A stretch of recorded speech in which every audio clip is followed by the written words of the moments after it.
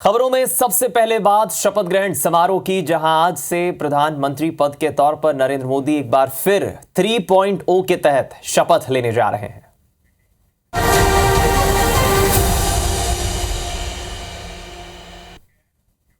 मोदी 3.0, जी हां, आज शाम ठीक 7:15 बजे जैसे ही नरेंद्र मोदी तीसरी बार प्रधानमंत्री पद की शपथ लेंगे, जवाहरलाल नेहरू के बाद वो लगातार तीसरी बार प्रधानमंत्री बनेंगे और जवाहरलाल नेहरू की वो एक तरह से बराबरी कर लेंगे। आपको बता दें, आज का दिन काफी खास है।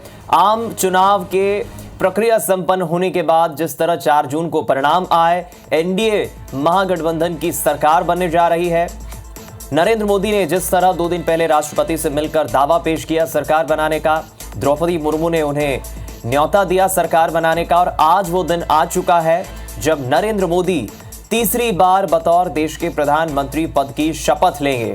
आपको बता दें, लेकिन उससे पहले अब से कुछ देर बाद प्रधानमंत्री नरेंद्र मोदी वॉर मेमोरियल जाएंगे, सदैव अटल जाएंगे, और आज के दिन का इंतजार उन अनेकों एनडीए के साथ साथ तमाम भारतीय जनता पार्टी के उन लाखों कार्यकर्ताओं को भी है, क्योंकि तीसरी बार प्रधानमंत्री पद के तौर पर प्रधानमंत्री पद की शपथ नरेंद्र मोदी लेंगे। कुछ देर बाद बापू के समाधि स्थल पहुंचेंगे नरेंद्र मोदी, महात्मा गांधी को याद करेंगे, उसके बाद सदैव अटल पहुंचेंगे और वॉर मेमोरियल भी पहुंचेंगे। देश के लिए अपनी जान देने वाले उन शहीदों को नमन करेंगे, याद करेंगे। और आज शाम लगभग 7:15 बजे नरेंद्र मोदी प्रधानमंत्री पद की शपथ लेंगे। लगभग अनेकों देशों के राष्ट्राध्यक्षों को न्योता दिया गया है, जिसमें नेपाल, मॉरिशस, तमाम देशों के राष्ट्राध्यक्ष पहुंचेंगे।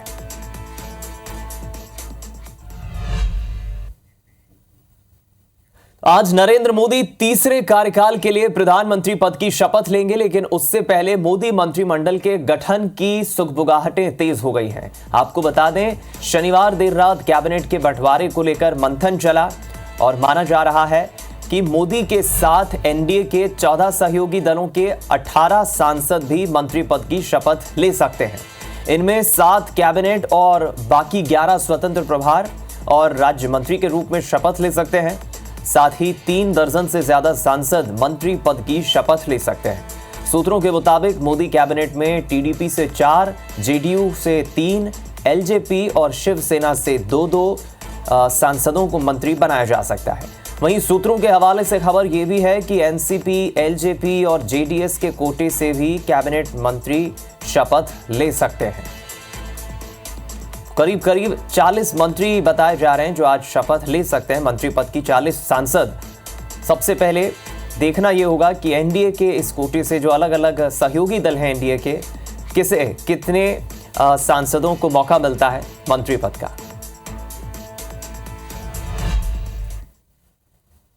उत्साह उमंग के साथ में कल की जोर शोर से तैयारी की जा रही है।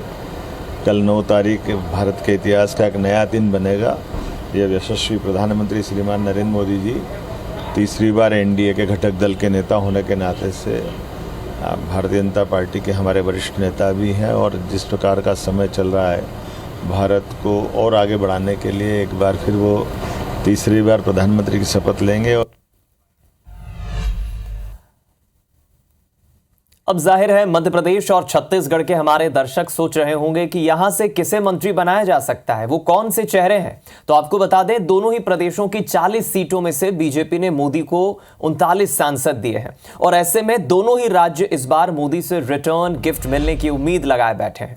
सबसे पहले मध्य प्रदेश की बात करें तो सबसे प्रमुख नाम है पूर्व केंद्रीय मंत्री ज्योतिरादित्य सिंधिया का। इनका केंद्रीय मंत्री बनना लगभग तय है। दूसरा प्रमुख नाम है खजुराहो से सांसद, वर्तमान प्रदेश अध्यक्ष बीजेपी के वीडी शर्मा। हालांकि जातीय समीकरण की माने तो ओबीसी कोटे में शिवराज सिंह चौहान, एससी कोटे से वीरेंद्र खटीक और महेंद्र सिंह सोलंकी, वहीं एसटी वर्ग से फग्गन सिंह कुलस्ते लाइन में हैं। इनके चेहरे देख लीजिए आप, ये मंत्री पद में यानी कि कैबिनेट में मंत्री के तौर पर आज शपथ ले सकते हैं। इसके अलावा गजेंद्र पटेल या हिमाद्री सिंह को भी मौका मिल सकता है। इसी तरह अब ये तो बात हुई मध्य प्रदेश के उन चेहरों की जिन्हें मौका मिल सकता है। पड़ोसी राज्य छत्तीसगढ़ का देख लीजिए, यहां से किन किन चेहरों को, किन किन सांसदों को मौका मिल सकता है कैबिनेट में। सबसे प्रमुख नाम रायपुर से सांसद ब्रजमोहन अग्रवाल, दूसरा नाम संतोष पांडे का, तीसरा नाम विजय बघेल का और चौथा नाम कमलेश जांगड़े। ये वो 4 चेहरे छत्तीसगढ़ से संभावित चेहरे हैं। 4 सांसद हैं नवनिर्वाचित जो मोदी कैबिनेट में शामिल हो सकते हैं छत्तीसगढ़ का। ये 4 छत्तीसगढ़ के चेहरे देख लीजिए।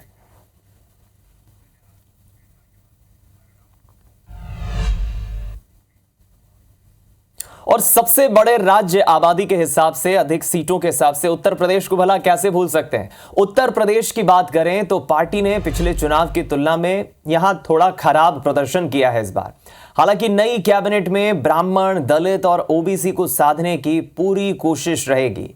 तो चलिए आपको यह भी बता दें, इन चेहरों के जरिए आप समझ लीजिए क्या है आंकड़ा। यूपी से मोदी 3.0 में उत्तर प्रदेश से वो कौन कौन से चेहरे शामिल हो सकते हैं, ये चेहरे देख लीजिए। राजनाथ सिंह, जयंत चौधरी, अनुप्रिया पटेल, एसपी सिंह बघेल, जितिन प्रसाद, दिनेश शर्मा, महेश शर्मा, लक्ष्मीकांत वाजपेयी। हालांकि राजनाथ सिंह का लगभग तय है मोदी कैबिनेट में एक बार फिर मंत्री बनना। 2014-2019 के शपथ ग्रहण समारोह में भी इन्होंने शपथ ली थी और अब एक बार फिर इनका बनना तय है। जयंत चौधरी का भी प्रमुख तेजी से नाम है, प्रमुख चेहरा है यूपी की सियासत का। बीजेपी को जीत दिलाई इन्होंने, एनडीए को जीत दिलाई इन्होंने। हालांकि सहयोगी दल है अनुप्रिया पटेल, इन्होंने भी मोदी को अपना समर्थन दिया है। एक बड़ा वोट बैंक है उत्तर प्रदेश में अनुप्रिया पटेल का। एसपी सिंह बघेल, हालांकि राजनाथ सिंह को हटा दें तो आप इनमें देखिए लगभग एनडीए के सभी सहयोगी दल के नेता हैं। यूपी में बीजेपी ने थोड़ा खराब प्रदर्शन किया, लेकिन अपने सहयोगी एनडीए के जो दल हैं उनमें से किसे कितने कोटे के तहत सीटें मिलती है, किन नवनिर्वाचित सांसदों को मोदी कैबिनेट में मौका मिलता है, उत्तर प्रदेश में खास तौर पर यह देखना होगा।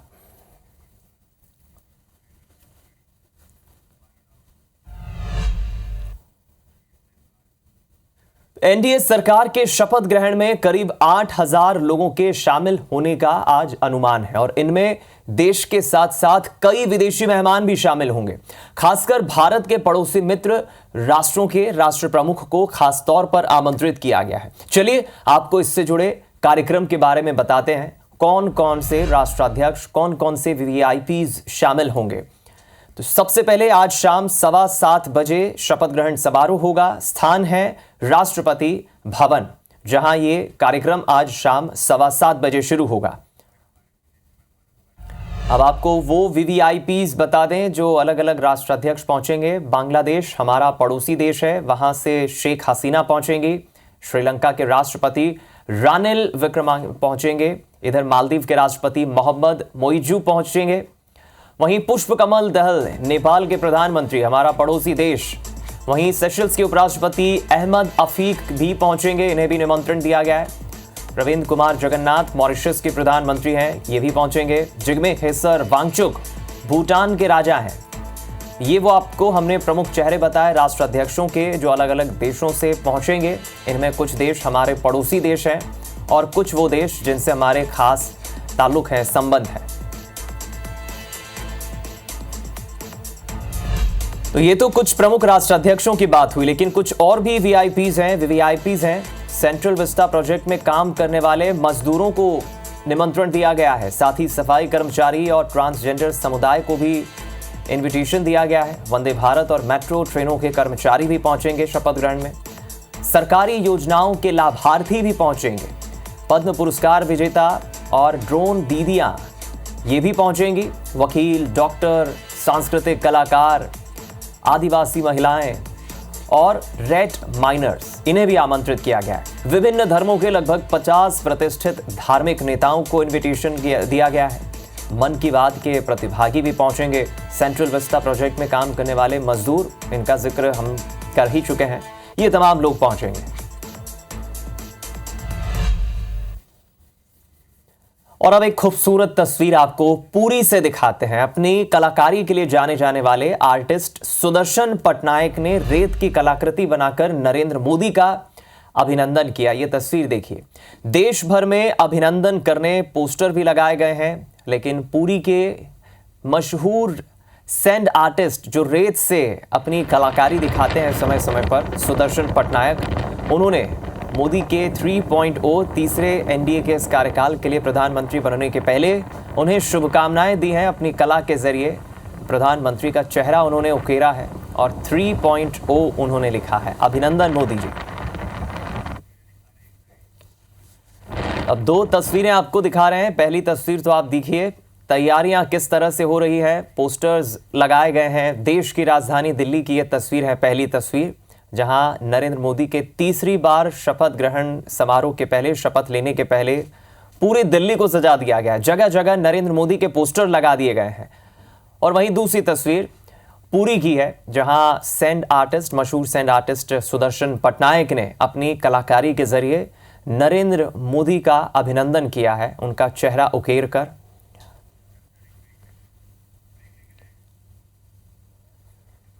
अब चलिए सीधा आपको देश की राजधानी दिल्ली लिए चलते हैं। इस वक्त प्रधानमंत्री नरेंद्र मोदी पहुंचे हैं बापू को याद करने। आपको सीधी तस्वीरें दिखाते हैं दिल्ली के राजघाट से। देखिए तस्वीरें मिल रही हैं। नरेंद्र मोदी पहुंचे हैं महात्मा गांधी को याद करने और यहां से सदैव अटल पहुंचेंगे नरेंद्र मोदी श्रद्धांजलि देने, बापू को याद करने। और ये तस्वीरें देखिए, आज से नया आगाज, नई सरकार, नया कार्यकाल, तीसरी बार 3.0 नरेंद्र मोदी प्रधानमंत्री के तौर पर तीसरी बार शपथ लेंगे। नरेंद्र मोदी नजर आ रहे हैं तस्वीरों में और उनके पीछे हरदीप सिंह पुरी नजर आ रहे हैं। और सबसे खास बात, नरेंद्र मोदी की ये खासियत रही है, हमेशा नरेंद्र मोदी अपने विचारों से, अपने कामों से तो सबको प्रभावित करते ही हैं। एक बार फिर शपथ लेने के पहले उन महान पितृपुरुषों को वो याद कर रहे हैं जिनमें एक प्रमुख नाम देश की आज़ादी में जिसकी सहभागिता रही है, जिन्हें फादर ऑफ नेशन कहा जाता है।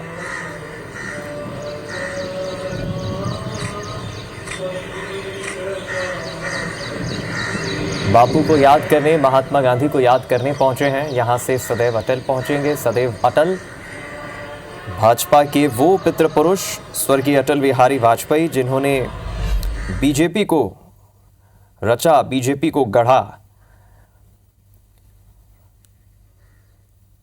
हरदीप सिंह पुरी भी तस्वीरों में देखिए नजर आ रहे हैं। और देखिए समय ऐसा हो रहा है, अभी ठीक 7:15। ये वो वक्त है जब शाम के भी इसी वक्त प्रधानमंत्री के तौर पर शपथ ले रहे होंगे नरेंद्र मोदी। ठीक 12 घंटे का इंतजार और ये वक्त है सुबह के 7:15 का और इंतज़ार है शाम के 7:15 बजे का। ठीक 12 घंटे बाद नरेंद्र मोदी शपथ लेंगे प्रधानमंत्री के तौर पर। तीसरी बार पीएम पद की शपथ लेंगे। आज से नई शुरुआत, नया आगाज, मोदी 3.0 की होगी शुरुआत। समारोह राष्ट्रपति भवन में होगा, लेकिन उसके पहले नरेंद्र मोदी राजघाट पहुंचे हैं। नरेंद्र मोदी महात्मा गांधी को नमन कर रहे हैं, श्रद्धांजलि दे रहे हैं। ये तस्वीरें आपको दिखा रहे हैं राजघाट की।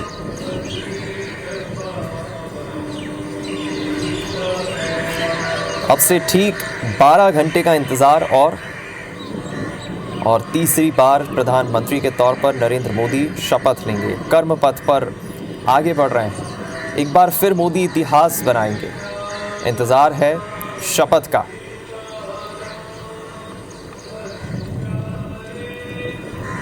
हालांकि जवाहरलाल नेहरू के रिकॉर्ड की तो बराबरी करेंगे ही, लेकिन तीनों टेन्योर जब जवाहरलाल नेहरू के रहे वो पूर्ण बहुमत की सरकार थी। ये बात अलग है कि 2014 और 2019 के मुकाबले ये 2024 का आम चुनाव बीजेपी के लिए थोड़ा फीका इसलिए रहा क्योंकि अपने दम पर स्पष्ट और पूर्ण बहुमत सरकार बनाने के लिए जो आंकड़ा चाहिए होता है, बीजेपी वो अपने दम पर तो नहीं ला पाई। ये सरकार गठबंधन की है, एनडीए की है। अलग अलग प्रमुख राजनीतिक दल इस एनडीए में जो शामिल हैं मिलकर सरकार बनाई है। लेकिन नरेंद्र मोदी ने जिस तरह 2 दिन पहले पुरानी संसद भवन के सेंट्रल हॉल में जब एनडीए की मीटिंग हुई, उन्हें नेता चुना गया। उन्होंने कई प्रमुख बातें कही कि अब आने वाले 5 साल के लिए देश का विकास, देश का रोड मैप क्या होगा और विजन नरेंद्र मोदी ने देश के लिए जो लेकर रखा है अगले 5 सालों के लिए, उसका भी उन्होंने जिक्र किया। नरेंद्र मोदी की कोशिश है कि 2047 तक देश पूर्णतः विकासशील देश की श्रेणी में आए। अभी भारत डेवलपिंग नेशन की श्रेणी में है, जिसे डेवलप्ड नेशन की श्रेणी में ले जाना उनका मकसद है।